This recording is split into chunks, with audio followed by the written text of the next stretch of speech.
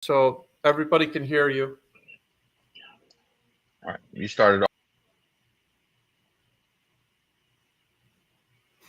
Everybody, welcome back to the channel. Are we live?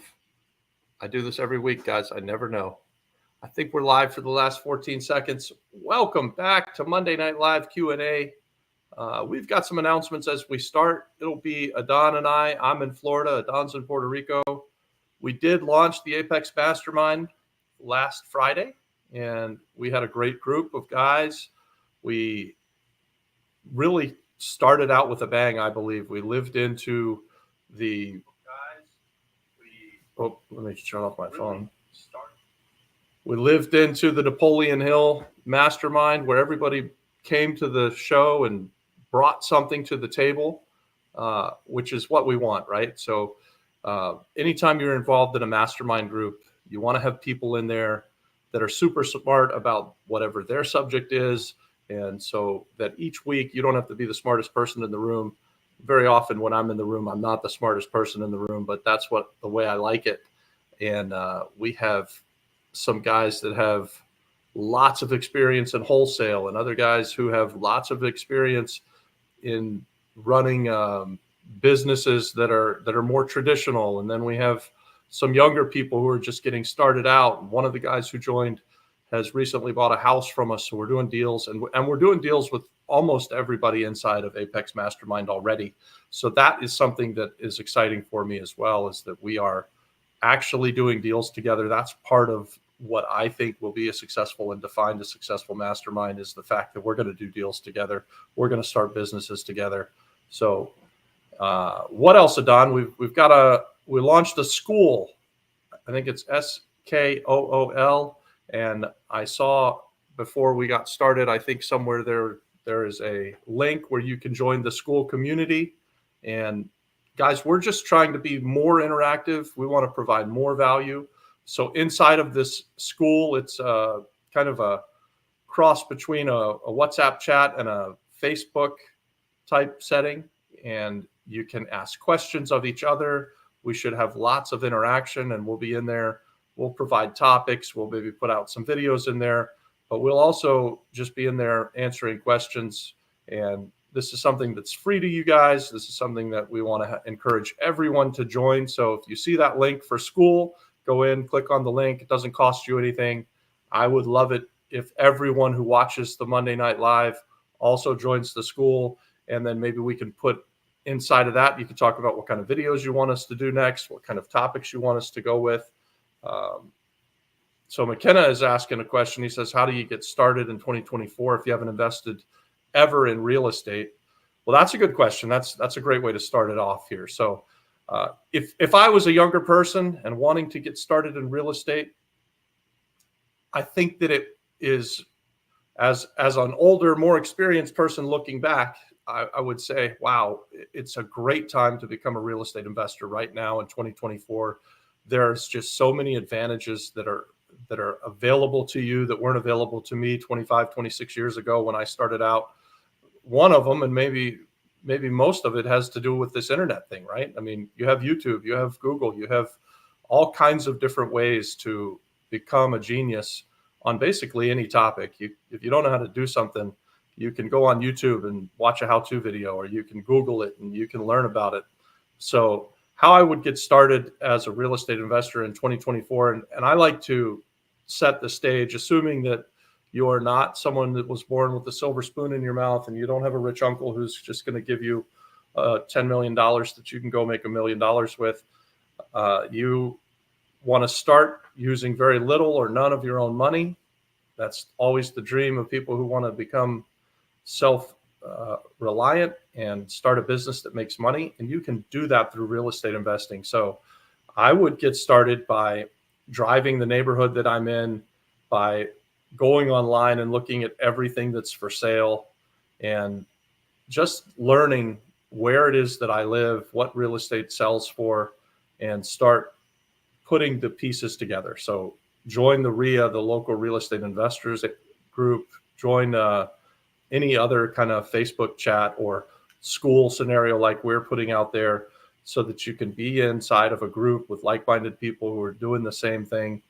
These are pretty basic points that I'm given at first, but this is something that anyone can do, and it really doesn't cost you anything, right? And real estate is how people build wealth, how people store wealth. And this is just something that anybody who's listening to me that wants to get started, do the easy steps, do the things that you can do that don't cost you a lot of money, and then build into the rest of it. I see Adon just popped in there. Hey, Adon. Hey, just to follow up on what you're saying. So how do you acquire other people's money? How do I acquire other people's money, or how would you acquire other people's money if you've never done it before? I think it all starts with having a deal. Like, so you could back into it and go out and try and find somebody who's got money and tell them what you're going to do and ask them to be your partner. And to the extent that you can do that, that's great. But I think the easier way, and the way that you're more likely to find someone that will give you money, is to go out and find the best deal that you can. Go find something where it's very clear that you can make money.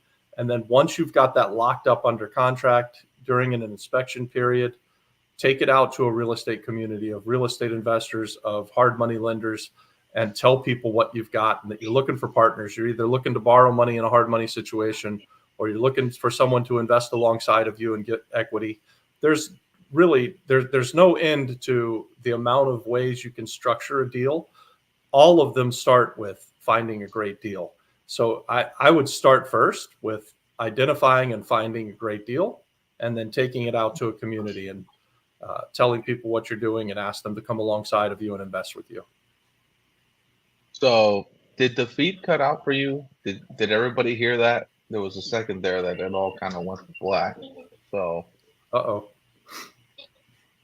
I'm not gonna dwindle on that. We'll keep going. We got another question here from McKenna. What would you do differently if you're starting again? That's a great question. So you guys, if you watch the YouTube channel, you probably heard me say this before. If I had it to do over again, I would early on keep more properties. So we went into real estate as buy, fix, and sell investors. That was the first deal that I ever did. I bought something to fix up and then sell. And then I bought the next one to fix up and sell. Eventually I got into wholesaling. So I was putting things under contract and then just selling them on to the next guy and making some money that way. But I think where I really missed the boat, where I would really, really change things if I had it to do over again, and where I have changed my business model even today, and how I'll do it moving forward for the rest of my life, I would imagine, I would keep more stuff than I did when I first started out. And I say like this: if I was going into real estate today and knowing that I'm starting from a place where I didn't have a lot of money and I needed to make money, people have to eat, and I had to feed my family, maybe I would try to buy those first 3 properties and sell 2 and keep 1. And I would try to keep the best one. So that would be, if I could afford to do it, or if I could just live on ramen noodles long enough that I could fight like hell and keep the very best one of the first 3, then buy 3 more and do the same thing, and maybe repeat that 10 times until I've got a nice base of rental properties that are bringing in something that's close to passive income, and then start to buy 3 and keep 2 and sell 1. So and then eventually maybe just keep them all. For that third one, if you have partners in that deal, would you consider buying them out, or would you keep them in? Would you go into the deal knowing, hey, we're going to keep this one? Or did it start out as a flip and then you realize we should keep it? Like, how would you assess that? Yeah, so I wouldn't change the deal structure necessarily. What I like to do is when we start a partnership, we identify what we're going to do ahead of time. And so if I went into, like I did when I first started out, into a 3-headed monster partnership, we bought it together. We were all going to do the work together. We were all supposed to equally fund it together. I arranged for us to get some hard money, and we were supposed to pay the interest payments and stuff like that. And as long as everybody was participating and holding up their end of the bargain, I would have never changed that deal, and we would have gone through the whole process together. What happened was a couple of the partners stopped at different points in time showing up or spending money or, participating in their responsibility. And eventually I did go to them. This is on my very first deal with Don. I went and I said, hey, I'll buy you guys out. So I recognized that it wasn't going well for any of us. And I was the one who was going to continue on and be a real estate investor. Both of my partners at the time had other jobs, and so I had no other job. I was real estate or bust, and there was no turning back for me. But for each of them, when things started to not go so well, they went back to doing what they had already been doing, where they were making money at their real job, I guess.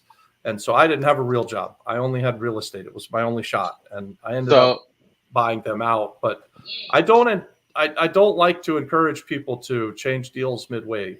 I think maybe because my first deal went that way, for the next 25 years, I've really tried to stay true to whatever the partnership was when I started out with it, to the extent that you could, right? Things change and people's needs change, but I guess I mean it like this, like, you know, if we bought this going thinking it was going to be a flip or an Airbnb or something like that, and we realized, hey, we did all the work, we got it to the last minute, you know, to get ready to get on market, but you know, maybe you don't see the same value I see for it, and you're like, well, you know, how do you compromise and then make sure, you know, they walked away being like, all right, I got by that deal, but at least I took some profit, or, you know, at least I got my money back. Like, that's what I mean.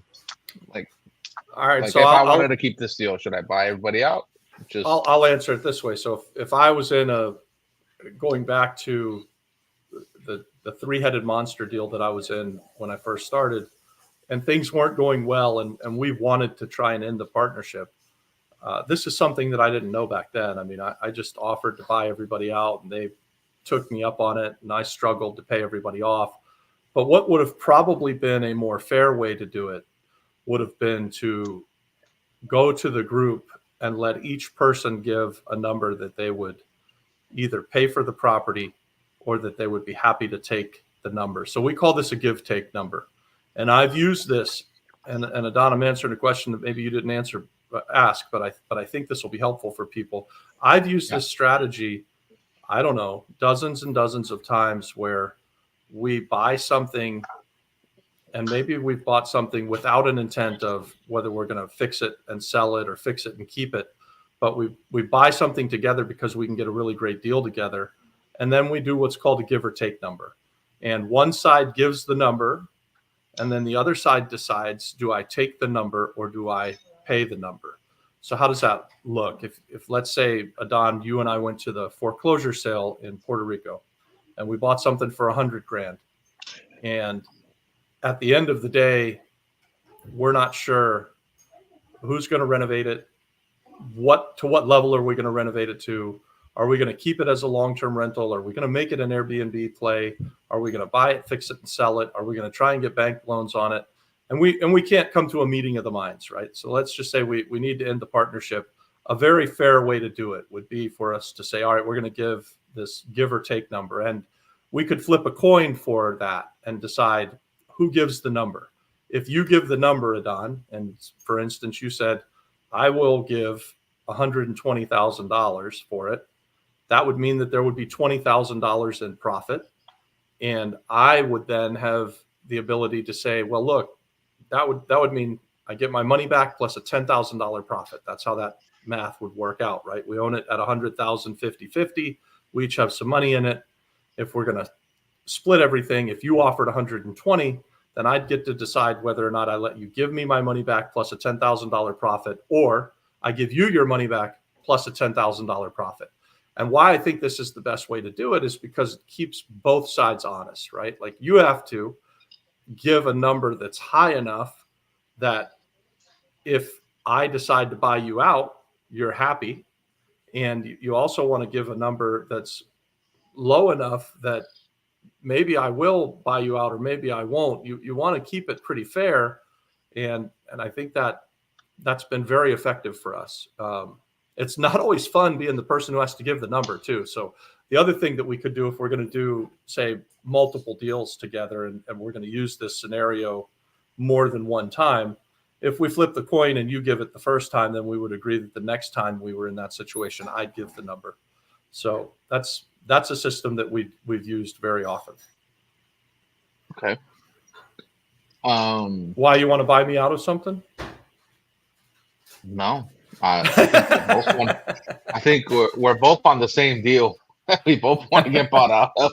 Yeah, I know what we're Uh, talking about. I do. yeah, and I didn't mean it's just that. I meant in a situation because, like, you're going into these things, buying these properties with other people's money, and let's say you're the operator and you do the simple 50-50, the work gets half and the person who put up the money gets half. But Yeah. you're like, I went in to do this as a flip, but now I realize that it's probably better to keep it as a long-term rental. How do I go to that person that put the money in and be like, all right, listen, I think I want to keep it as a rental. Would you do what you said?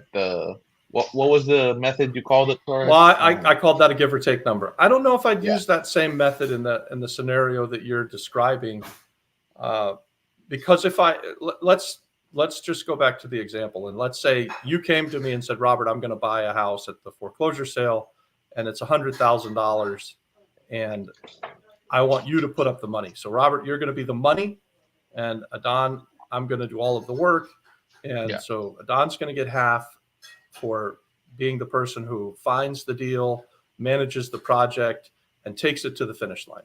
And Robert's going to be the guy who gets half of the money for putting in the $100,000 to buy it and maybe renovate it in this case. And then at some point down the road, Adon, you decide you want to keep it. I think the fair thing in that situation would be to just come to the person who put up the money and tell them, say, hey, I'd really like to keep this. And then you'd have a discussion. If I'm the person who put up the money and you came to me and said that, I'd try and treat you very fair, right? Like, so I'd want to look at what would the property sell for if we sold it, if that was our idea, and now you want to keep it because you want to live there, or you want to keep it because you want to do the long-term rents, then we could just look at what the property is going to appraise for and figure out what's fair to buy the other side out. Of course, I think that's very fair. There's people's needs change too, right? Like, you're going to do enough deals. If you're going to be a real estate investor, you're going to come across so many different scenarios that it'll make your head spin. I mean, we could sit here for weeks and talk about all the different deal structures and ways that things have get done.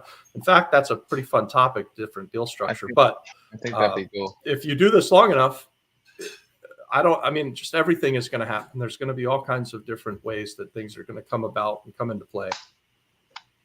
Yeah, no, that was the curiosity of it. So to play on the example, buy it for 100, say you fix it for 50, and the ARV is 250, so there's $100,000 on the table. Yeah. So you say, like, I'll give you your money back plus $50,000, or maybe hopefully something more agreeable. Well, I mean, so if the property's worth 250 and you were going to sell it, there are costs, right, to selling it. Of course. You're going to lose. The cost to sell properties is expensive right now. In Puerto Rico, the cost to sell a property, if you pay a realtor and closing costs, you're probably losing 8 to 10%, right? Like 7 to 10% for sure is what you would lose on that transaction. So if you were going to sell it for 250 and you took out that 10%, now you'd say, hey, we would have a 225. The profit would be 75. So here's your 150 back plus $35,000 in profit. That's a pretty fair deal. And that's about what it would be if you sold it for top dollar. So that's, I think that would be how you'd go about that. You guys, if you've got questions, put them in the chat and click that link. Join our school community. We're setting this up really just so that we can provide more value, guys. We want to be very interactive. I tell you guys all the time on Monday Night Live and really on all of our videos that we expand our business through partnerships, and we want to be as involved with you guys as we can. We want to give you as much value as we can give you. And so join the school and let's get interactive. Let's take this up a level. What's the most difficult deal structure you ever have to deal? Like, what was something that completely made you rethink everything? You don't have to go into detail, names or numbers, but I got a really fun, a really, really fun deal that I did early on when I was, I don't know, maybe I was a few years in, and I'd been doing very ordinary vanilla deals. You know, find a deal on MLS, put it under contract, wholesale it off to the next guy. In this particular case that I'll tell the story on, there was a young guy who was hanging out at the I used to drink, so I hung out at the bar. At the bar I was hanging out at, a young guy, and he inherited a portion of a house in Orlando, Florida. And the rest of the people who had inherited the house left. I mean, this guy was like 21, 22 years old. They left him in charge of the house with all of the bills. No one was paying taxes. No one was taking care of the house. He was the only guy in sight. Like, he was the only guy who was living in Florida who could take care of the house. And he was in over his head, right? He was trying to live in the house. The house was decrepit and disgusting and terrible condition. And he was getting no help from the other heirs, despite having asked them, hey, we need to pay the taxes. Hey, we need to do the upkeep. So he was fed up. And he said, I just want to sell my portion of the house.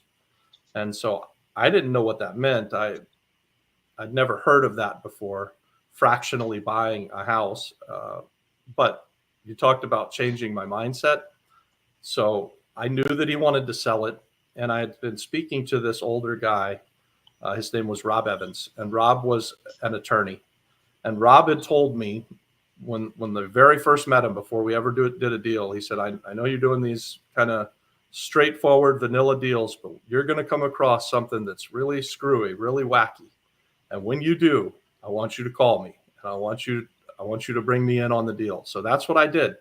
I took this kid to see Rob Evans.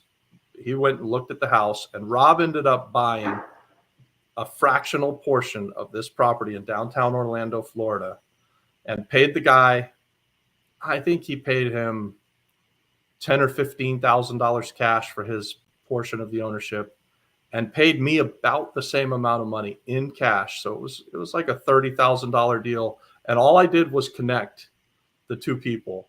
So I was pretty happy with myself. I walked out of the room with like 15 large, and this is pretty early on. That was a lot of money. That was a real lot of money. I felt like a big man.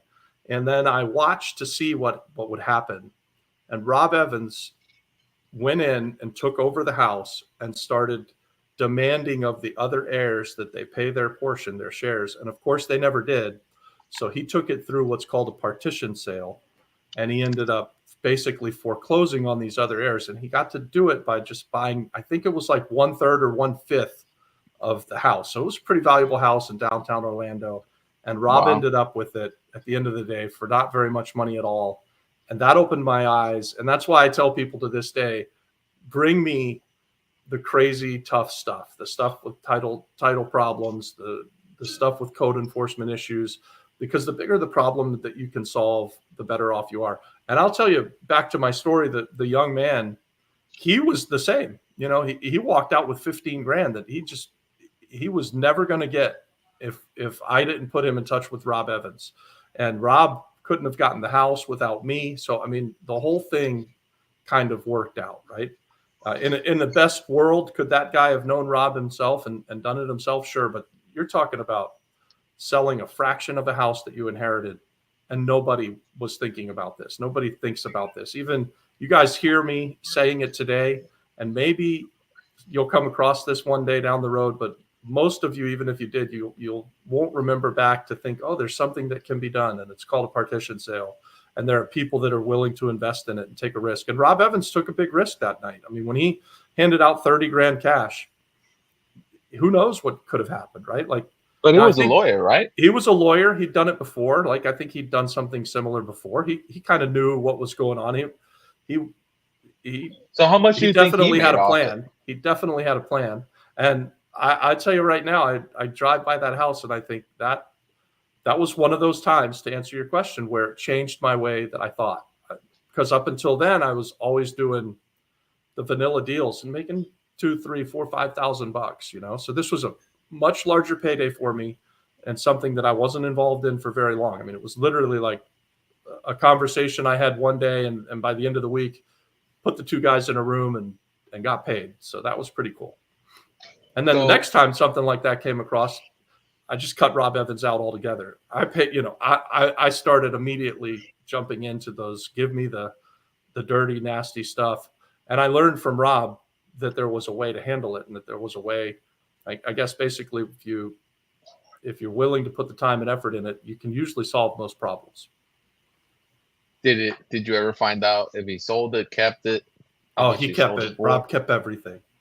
I wonder, he's probably not alive anymore, but he could be. But he'd probably be 90 years old by now. And I bet that guy had 250 properties in Orlando, Florida that he wouldn't sell. He was not a guy that would sell stuff. Once he got it, he cash flowed it, and he kept them.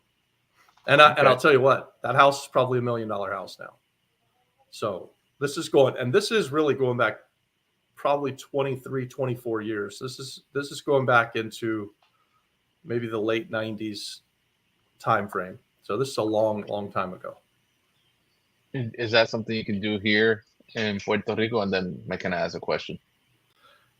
I wonder if it is, and I've thought about that. I think I've even talked to you about it a little bit, Adon, whether or not we could do it. I don't think it's called a partition sale in Puerto Rico, but it's definitely worth running up the flagpole and seeing if it's possible, because there are an awful lot of people that would like to sell a fractional piece of property that they inherited. Well, that would solve a lot of it can happen exactly that way, but I bet there's a solution for some of the problems that are that come around in Puerto Rico because of the inheritance laws. Well, I wonder, because that would solve a lot of the issue. If you can at least find one heir that still lives here and all the other ones live everybody else, you can eventually do the same thing you just did, and it might take longer, but you can just take the property over. I think that there's got to be something along those lines that's possible, but we should search it down and see what it would be, how we would do that. McKenna has a question. What would you do differently in Puerto Rico? I can't think of anything. Puerto Rico's been a dream. If I can convince you guys to come to Puerto Rico to live and start a business and buy real estate, there have been like individual things that I would do differently. Like I wish I didn't hire that contractor or this contractor. If I had hindsight like that.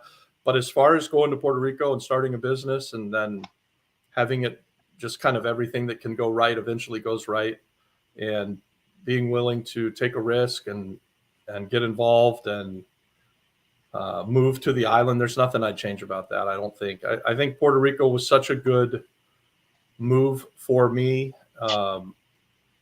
And McKenna knows this. It was a tough season of life when I moved to Puerto Rico. And I think part of the restoration that the Lord gave myself and my family, a lot of it has to do with the fact that we moved to Puerto Rico and left some bad situations behind. Of course.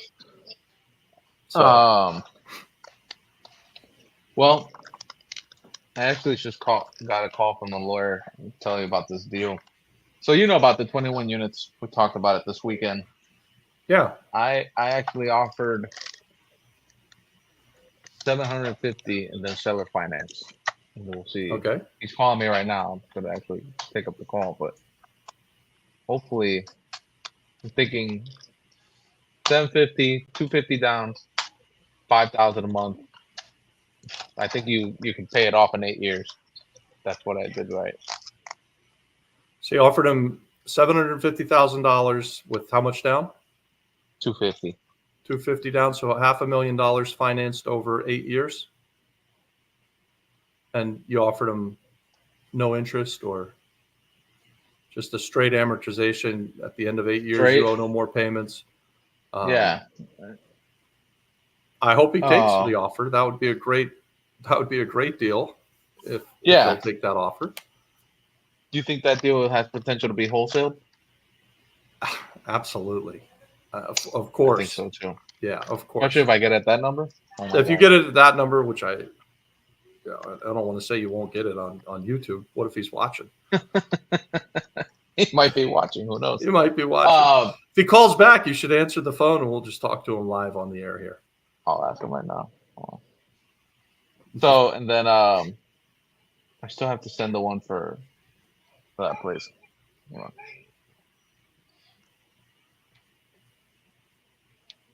Let's see. Todo bien, José, ¿cómo tú estás? Oh boy, this is exciting, guys.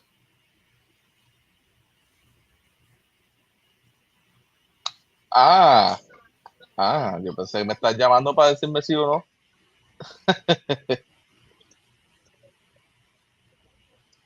Well, while Adon's on the phone closing this deal, hopefully, you guys put your questions in the chat and go on and click onto that school link and join that with us. And we usually will do this for about an hour. I think we started around 6:30, so we'll go to around 7:30. This works really, really well. The more questions that we get, the better off it goes. So I know there's 7 or 8 people watching, so hopefully you've got some questions. We've got answers. If you ask about real estate, they'll probably be pretty good. You can ask me about life advice, and it probably won't be nearly as good, but don't worry. No question's a bad question. So put them in the chat. Let's keep talking. McKenna, maybe you've got some more questions while Don's doing his thing. Yeah, and also hit that like button for us, guys. I see we got like 3 likes on YouTube and 8 people watching, and we'd love to have you smash that little thumbs up for us.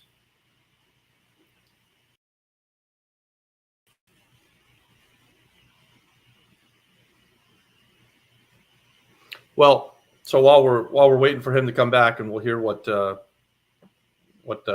of response Adon got on his offer, let's pray for a good result for him. And this is the kind of thing that we can do inside of school as well. So we do this Monday Night Live question and answer, but inside of the school community, you guys will be able to put your questions in there. And not only will I answer questions and Adon will answer questions, but you guys can answer each other's questions, and we can have a true interactive community. So we're excited about this because we've been looking for something along these lines. We're in a lot of different WhatsApp chats, but this seems to be scalable, and we think we can have a pretty big community. The bigger the community, the more interaction, the better it'll be. Adam is from Puerto Rico. Adon is from Puerto Rico. Jose, if that's your question, I think Adon is from Puerto Rico. He is a real estate investor and my partner in YouTube, and we do a lot of different deals together on the island. I think Adon's done now 5 or 6 different real estate deals. And when I met him, he was in show business, filming Desperate Housewives or something of Miami, I think. And so he had a skill set that enabled us to do this YouTube stuff. And hopefully I've had a skill set that's enabled him to become a real estate investor. More questions, guys. You got more questions. A lot of my questions were about the partners. What kind of partners?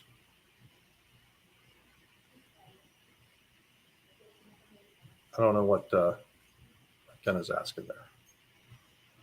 All right. The investor, in my opinion, are asking too much rent for retail. How do you feel? Yeah. So, Ian, we put a good bit of content out there about this, right? Like, I don't think that it's investors, at least not the one-off investors, but I do think that what has happened right now is this cost of everything has spiraled out of control. Rents are definitely a big portion of that, and so wages haven't caught up, and this is a constant battle that happens. And I have, for instance, properties in Orlando, Florida, that when we bought them, we were renting them for $700 or $800 a month. And now those same houses, they're like $2,000 a month. So for me, I think that that's really unsustainable, and that it's a shame that all of the inflation has happened because we printed money, because people started to work from home, because lots of people are moving to the state of Florida. Rents have been driven up, but really it's just everything has gotten more expensive. And what will happen is eventually wages will come up and they'll start to catch up, and then everything will get expensive again. What very, very rarely happens, and what I don't see happening anytime soon here in Florida or even Puerto Rico, is that things come down, right? Like, so unfortunately, retail gets taught what things cost, and that's what they pay. And right now, it just happens so fast that it doesn't feel really good. I'm a landlord, and in Orlando, Florida. I've got 30 or 40 rental properties, and unless someone moves out, we're always going to lag the market because we want to keep our tenants in there for a long period of time. And it's really hard to raise rents as fast as they've gone up over the last 4 years or so. But I mean, we've seen things double. I would say it's probably the last 5 years that we've seen rents double or very close to doubling. So if something was renting for 1,000 5 years ago, it's now renting to close to 2,000, and it's crazy. I don't think that it'll continue to go up that fast. Like I think it has to slow down, and maybe it pulls back a little, but I don't expect that it's ever going to go back to 1,000 a month. And if it did, that would mean lots of pain for everybody, not just real estate investors, but that would mean a massive correction in the market. That would mean a full-on recession. So I do think I'm with you. It seems like rents are really high, but I don't believe that it's the investor's fault necessarily. I think it's just the sign of the times, inflationary times. Do I think land is a good investment? So, yeah, I do think land is a good investment, McKenna, especially in times like now where you've seen this massive rise up. If you had been investing in land, it might have stayed flat for year over year over year. And then all of the sudden, over the last 4 or 5 years, everything has just kind of shot way up, and you can make a lot of money on land if you've been land banking stuff for a while. So I know, McKenna, we've got an opportunity to buy a piece of land in Tennessee right now, and it's cheap enough that I think we can afford to do it. And we could just sit on it for a long time until it becomes more valuable if we needed to. But I think there's even a way to make money on land right now that we could buy at a good price. So yeah, I think all types of real estate are good investments or can be good investments. So you guys, you pick your lane, you pick your avenue, and you become good at what you like, what you kind of love. And I have family members in Georgia that they're farmers, and they're very wealthy, and they make their money not through farming necessarily, but they've made their money and their wealth through owning a bunch of land. And so I think land can be a great investment. Don is back. How'd it go? Did you get it? The guy didn't present the damn deal because I didn't put the guy's name on it. I was like, listen, just present it. He's probably going to counter me anyway. Just present it. The next one, I promise, is going to have the owner's name. Oh, I sent him an LOI, so I told him, just present it like that, and he's probably going to counter. Just send it. Don't wait for me. well, so he wasn't saying that he wouldn't present it because it was too low or any of that stuff. No, that's what I like about this guy, and that's what I have found. That he'll present it. Doesn't matter if he knows it's not going to happen or not. He's going to present it, and that's a thing that's supposed to be obligatory with all the realtors here on the island. That's like a rule for them. But you'll have some realtors that straight up will never even present the deal to open the conversation. Yep. So they're like, until you present something that makes sense, we're not going to present anything. So Yeah. Fair want me for to them to make that decision for the seller. They should present all these offers and let the seller decide what they like, and at least give the chance for a conversation to be had, right? Like, so if he doesn't present the offer, you don't ever find out where the other side's at. Yeah. Now, That's true. You could get the phone slammed down on you, and just the seller says, hell no, I don't want his offer. Don't counter offer him. I don't want to hear anything else from that guy. All right. Yeah, then that's move on happened. to the next one. You're a real estate investor, for crying out loud. That has happened to me. I made like 4 or 5 offers to the same person, trying to go back and forth with them, but then they're like, they just don't pick up your calls. Really, like, Well, Ian says the building that we did a video on the corner of Cruz and Tetuan went from 6.5 to 9 million overnight. I think, is that the one that, and Ian, will you help me out? Because is that the building in Old San Juan? It was an old bank building. Tetuan kind of sounds familiar. Part of what I was just, that stuff, when I first came to the island of Puerto Rico, you could buy pretty much anything down there in Old San Juan at $350 to $500 a square foot, and less if it was in bad shape. And then all of the sudden now, anything that's in good shape is close to $1,000 a square foot. And sometimes people that are trying to sell some things put stuff out there at like $800 or $900 or $1,000 a square foot, and it needs millions of dollars to fix it. So it's hard to believe that they're going to get that. Like, and Ian, if you would, please tell me if that's the right building. Do I have the right building? Is it the one in Old San Juan? Is it a short? What's that? It's probably a short. No. I did a full-on video with it on the Tetuan building. I think it's I think it was an old bank, and there was a big vault in the bottom of it. Kind of almost had views of the port, and the building was. We about shot that video. $6 million. Is that an old video? I don't think you shot that video. It was pretty old. It might have been 3 or 4 years ago. If you did it, it was one of the first ones we did. So I can't find it. All the way at the top. And I'm not positive that I'm thinking of the right one. Yes, he says yes. Okay. Yeah. So again, and they did nothing to the building, right? It's not been renovated. And to go from 6 million to 10 million, I wouldn't buy it at 6 million 5 years ago. I'm damn sure not going to buy it at 9.5 million today. And I don't know what the thought process is there. Like, I guess they just don't really want to sell. I think it's something that I heard recently. It's called damn it. It's something where they take it off the MLS and then they put it back on the MLS for hire, and somehow they start getting the number they wanted. I forget the name of the. I think it's called Hope and Pray. Yeah, that's exactly what it is. Hey, but there is a name for it. You know, there's a lot of boats that are showing up with tourists. Maybe someone's going to show up who just sold a property in Los Angeles, California for millions and millions of dollars, and they show up and they think, oh, this is a great deal. I don't know. I came to the island of Puerto Rico because I wanted my money to go further, and some of that stuff. And at the time, we didn't go and invest in Old San Juan. We didn't invest in Dorado or Condado because we thought they were already really expensive. Well, what a fool am I? Because had I invested in any of those places, we would have doubled our money at this point. For sure, we would have at least doubled our money, but it didn't make sense to me then. It doesn't make sense to me now. So, well,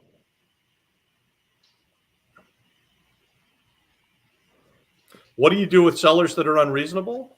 I don't think you fight with people that are unreasonable. You just don't buy from them, right? Like, that's I don't know how you talk a seller into becoming reasonable. If they're going to be unreasonable, then I just would prefer to move on.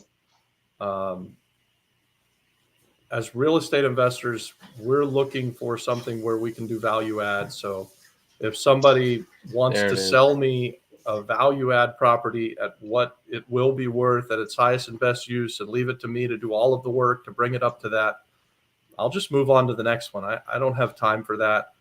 And I would advise you guys, if you're listening to me, to do the same thing. Like, don't buy on the hope and prayer, or don't buy at the prices of these hope and prayer prices that people put them out there at.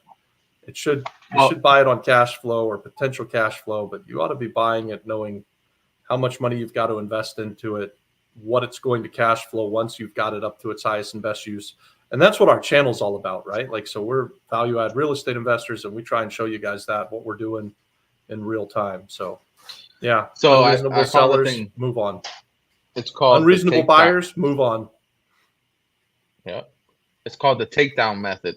So basically, you'll put it up for 9 million, but maybe someone comes at 6. You're obviously going to take it. That's the number you were looking for before, but that's what they call it, the takedown method. It's just I don't know. So the guy's got the $9.5 million asking price out there, and if someone comes around and asks him, says, "Hey, I'll give you 6," now he's right there where he was just the last time he had it listed, and he gets to say yes. Where if he keeps it out there at 6, they're going to come in at a lower price. I could see the logic in that, I guess. That does create this arbitrage that you really don't have in other places, but Puerto Rico, you do have it. So there are wide margins between what someone's asking for something and what they will actually take. And so I think some of that is like just putting it up there at this ridiculously high number, hoping and praying that someone's going to pay it. And if they come in and offer you half, hey, that was enough money. I didn't get the dream number, but I still get a good enough number. You prefer looking at hundreds of deals instead of trying to just find one particular one. Yeah, I do. I prefer looking at hundreds of deals? No, but I do look at hundreds of deals to find one. I think that over a 26-year period of time has been pretty close to the margin that we look at a lot more deals than it is that we find. Going to Puerto Rico, we've closed that margin some. Like, I don't think I have to look at as many deals to find a great deal because there's so much highly distressed stuff, and there's obviously a higher and better use for many properties. I mean, you can just drive around any neighborhood and you see the stuff that's dilapidated and been left to kind of rot. And if you can buy that stuff at a good price and fix it up, you can bring it up to the highest and best use and then sell it or rent it. So we don't have to look at quite as many deals in Puerto Rico as we do in Florida, but I still look at a lot of deals to say yes to one or to get someone to say yes to me. Yeah, that's another question. He says, what's the best way to find an actual number that people will sell for? Make them an offer. Comps? So, yeah, I mean, I think here's how I would instruct or how I would tell everyone to do it. Look at the property, look at the comps, and so that you know what the property should sell for. And to the extent that you're doing value add real estate, so you're buying stuff that you're going to fix up, try and figure out how much it's going to cost you to fix it, and then back into your number. And then just offer the number that works for you, and don't fight with it. Like, you shouldn't be trying to talk yourself into taking their number. If you can't get them to come down to the number that's going to work for you, where you're going to make some money, then move on to the next one until you do find that one that's a deal of a lifetime that's clearly going to make a good deal for you. I hope that answers that question. What's the process for numbers for these large hotel deals? So yeah, that's you got a minute? What's the process? If we find a building that we want to turn into a hotel, so let's take Adon's property that he's looking at, 21 units right now, and we've been going through this math like the last couple of days a few times, and take the amount of rooms that you're going to have, figure out what the nightly rate will be in the area where you're going to have this hotel, and then back into the number again. So multiply that nightly rate by the amount of rooms by 365 days in the year, and then multiply it again by your occupancy rate, and then multiply it again by, we use 35 or 40% of that. Let's say it's 65% occupancy, and you come up with $1 million number, and then we multiply it times, or we subtract off another 35 or 40% for operations, and then that backs us into, let's say, a $650,000 annual year. You're going to figure out what you can afford to pay on that. I'm not explaining that very well, Adon. You want to help me out here? So basically, let's take the 21 units. The way I solved it was I took what I would think is the average nightly rate there would be 150. multiply that by 21, by 19 because it's 2 commercial units. Times that through 365. Let's do it. Right. Yeah. So you come up with 150 $1,040,250. Yeah, times 365. We times that by 65%. That gives me 676,000, but that's not the number. So we do minus 30% for operations and management and costs. That gives you about 473,313. And that's the number you can use to try to find a cap rate or something like that to figure out if you have a good deal or not. So if we would do it at the 750 that I offered the person, that would be 63% cap rate. That's obviously not including Before you spend the money to fix renovations, it. yeah, and all that stuff. Yeah. But that's So a you quick take way the to 750, and then let's say we're going to put another $1 million in it, so you're at 1.75, and that would be your effective cap rate. It's correct. It's about 1.75. I mean, that's still that would give you a 35% cap rate. I think you're a little bit light on the cost to run a 21 room or a 19 room hotel. We can do 30% on an Airbnb, but it might cost 35 or 40%. So you want to be very safe when you're doing this kind of math. And then here's the really cool thing in Puerto Rico is we always try to buy based on the number that we think we can get annually. And we don't take into effect or account the money that we're going to make back in the form of tax credits, or at least that's not part of the initial calculation. So we want to make sure we're getting a great deal the first time around. In case those incentives ever go away, then it won't matter. If we get the incentive, which if you did that deal, you would want to get the incentive. It would be a lot of money that you could pull back out in the form of tax credits. It should be the cherry on top. That's how we do it. That's how I would encourage you guys to do it as well. Would you buy a hotel deal if there was no incentives to do it down here? As long as I'd buy anything that'll cash flow at 35%. So yeah. we got with the numbers that we're talking, yeah, I would buy that deal. I don't really care. I don't even care that in order to get to that 35%, I have to go maybe 18 months without making any money at all. And so we also would back into that, right? Like, so that's really rough back of the napkin math. And yeah, if it took us 18 months in order to get to a point where we're going to make 30% a year, it obviously lowers your IRR, but it's still really, really worth doing. Have you ever taken an HOA when investing in a multi-unit investment where you became the majority? As a matter of fact. How did you know? How did you know that? That's a play that not a lot of people have done. I love HOA play. So I have done lots and lots of stuff, Mark, that is in and around HOAs. As a matter of fact, when we went broke in 2008, and then I went back to the foreclosure sale as the market was coming down and I was just starting to go back up. I didn't have any money. And so I started buying HOA debt, and I would buy individual houses in Orlando, Florida at $3,000 or $4,000. And my thesis on that was that I was just going to throw a renter in there at $1,000 a month, and that if I could keep the property for 6 months or so, I could double my money.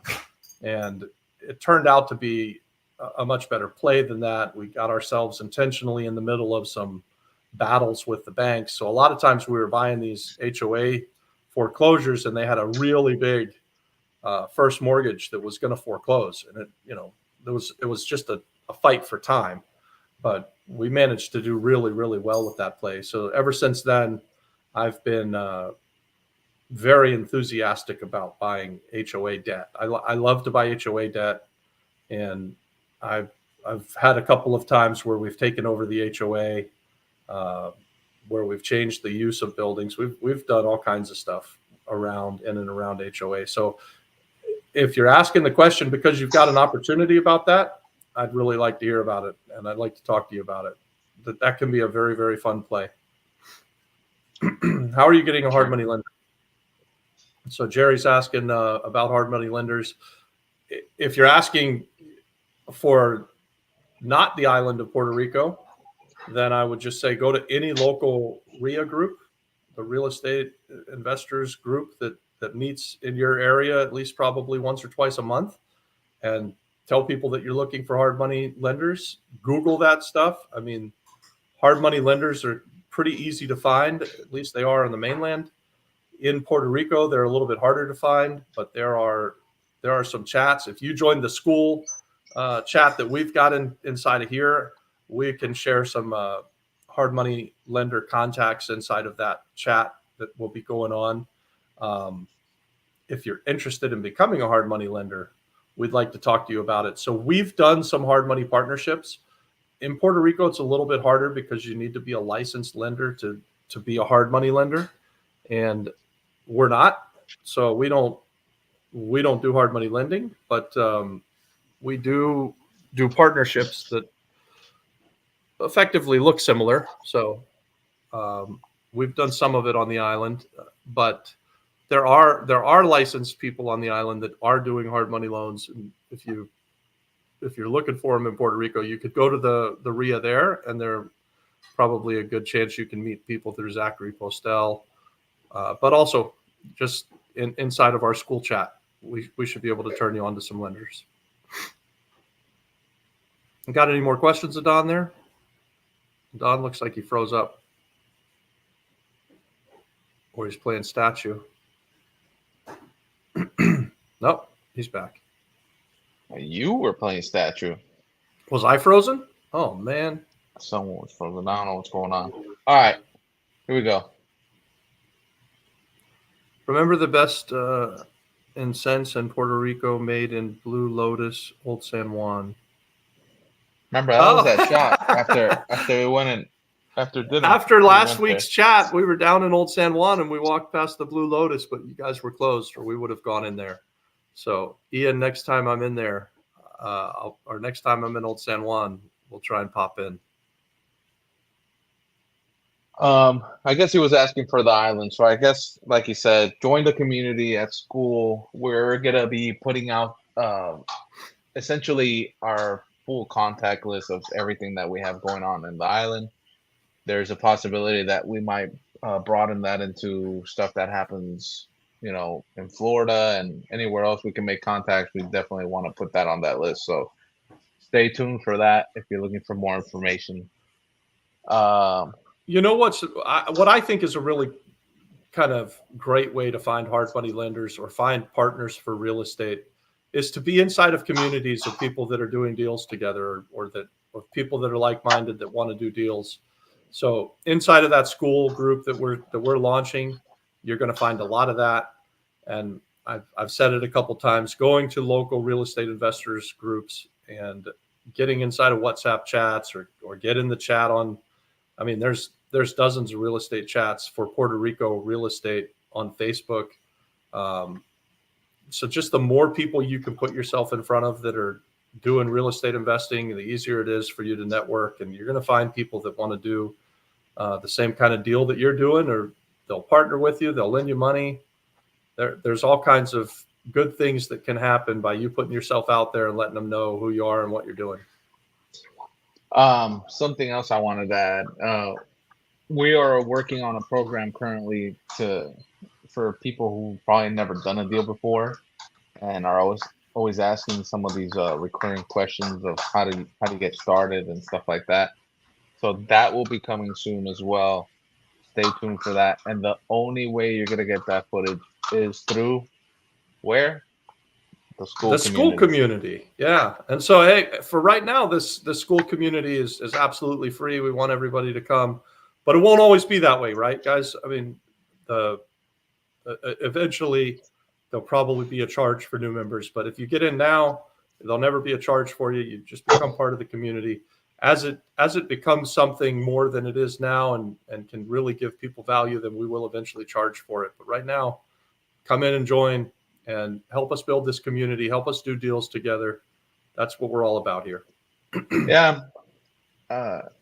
We haven't chosen a number to close it up here, but those first couple ones that get in will have probably access to those videos. And we do want your feedback. We want to know if these are providing extreme value to get you started and get you excited for the next thing.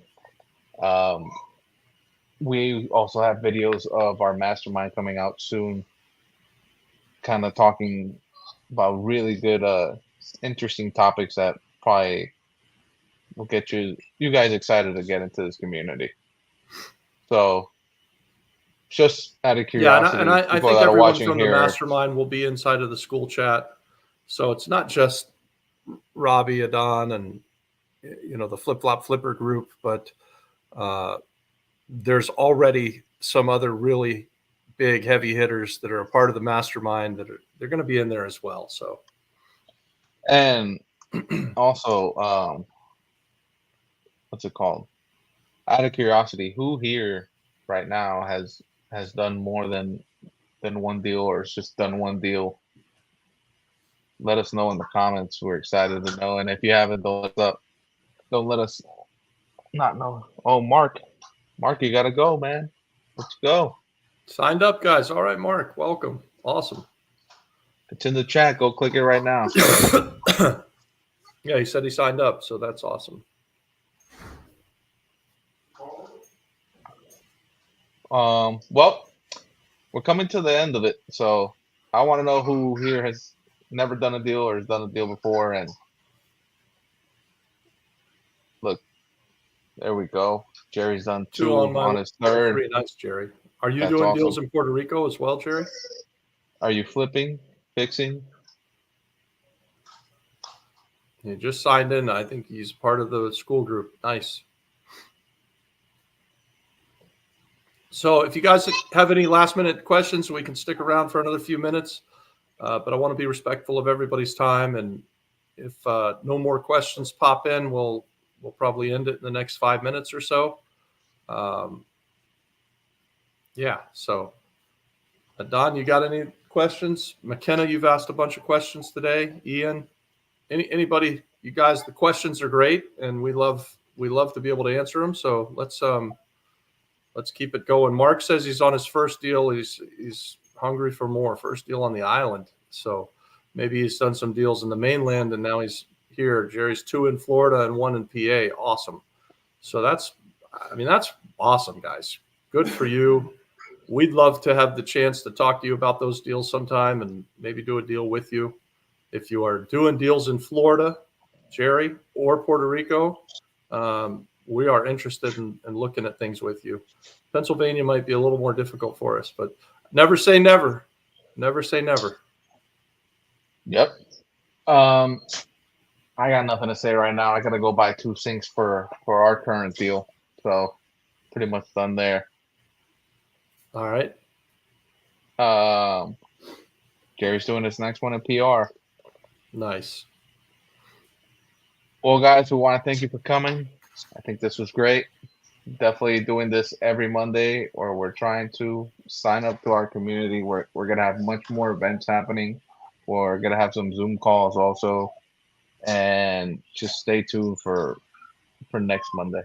I think the school community will send out an email and let you know that we're doing the Monday Night Live. So we'd love to try and get this question and answer session thing to where we've got hundreds of people watching it.